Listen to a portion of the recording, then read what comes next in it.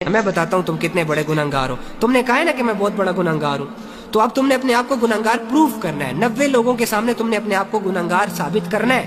اب میری بات سنو, احد نے آپ لوگوں کے سامنے کہا ہے کہ میں بہت بڑا گنہگار ہوں. اب یہی احد اپنے آپ کو کہنے والا ہے کہ میں اللہ کا دوست ہوں 2 منٹ کے اندر. احد میری بات کا آنسر کرنا, جو پوچھوں سیدھا سیدھا بتانا. فرعون کو جانتے ہو؟ اس نے خدائی دعویٰ کیا تھا, لوگوں پہ ظلم کیا تھا, اللہ کا انکار کیا تھا, بڑے جرم کیے تھے. اوکے, اب مجھے ایک بات بتاؤ, یہ فرعون تمہارے پاس آ جائے ابھی اور تمہیں اس کا پتہ ہو کہ یہ ظالم ہے, یہ جابر ہے, اس نے لوگوں کی زندگیوں کو تنگ کیا ہوا ہے, اس نے خدائی دعویٰ کر رکھا ہے, لیکن آپ کے پاس آ جائے اور آپ سے کہے احد مجھے ریئلائز ہو گیا یار کہ میں بہت بڑا گنہگار ہوں, مجھے ریئلائز ہو گیا یار احد کہ میں نے خدائی دعویٰ کر کے اچھا نہیں کیا, مجھے یہ ریئلائز ہو گیا احد کہ میں اللہ کی نافرمانی میں بہت آگے نکل گیا ہوں. احد میں تیرے رب کو ماننے کے لیے تیار ہوں, مجھے بتاؤ کہ کیا تمہارا رب مجھے معاف کرے گا؟ لیکن اس کی زندگی بڑی غفلتوں میں اور گناہوں میں گزری ہے. جب وہ تم سے یہ کویسچن کرے گا کہ کیا تمہارا رب مجھے معاف کرے گا, تو تم اس فرعون کو کیا کہو گے؟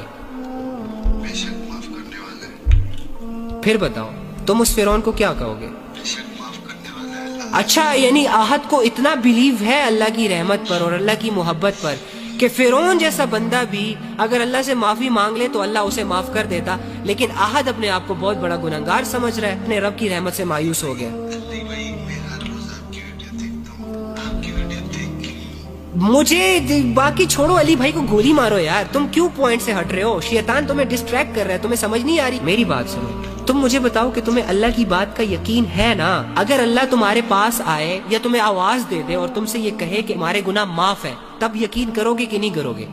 لیکن یہ تو پاسبل نہیں ہے نا کہ اللہ تمہیں آواز دے کر کہے, آواز دے کر سیٹسفائیڈ کرے کہ میں نے تیرے گناہ معاف کر دیے. تمہارے پاس ایک ہی ذریعہ ہے, قرآن. تو قرآن میں اللہ نے کہا ہے کہ اگر تم توبہ کرنے میں سچے ہو تو تمہارے گناہ صرف معاف نہیں کروں گا بلکہ ان گناہوں کو نیکیوں میں تبدیل کروں گا. تو قرآن کس کی آواز ہے؟ قرآن کس کے الفاظ ہیں؟ اللہ کے ہی ہے نا. تو پھر میں ڈپریشن میں کیوں ہوں بھائی؟ تو پھر میرا اللہ سے تعلق اتنا کمزور کیوں ہے؟ مجھے اللہ کی باتوں پر یقین کیوں نہیں آ رہا؟ بس یہ رونا دھونا چھوڑو, اللہ تم سے راضی ہے میری جان, اللہ تم سے راضی ہے. اللہ کو تم موقع پرووائڈ نہیں کر سکتے کہ وہ تم سے ناراض ہو جائے, وہ بے نیاز ہے. تم اللہ کو نقصان نہیں پہنچا سکتے نا, اللہ کا نقصان کر سکتے ہو.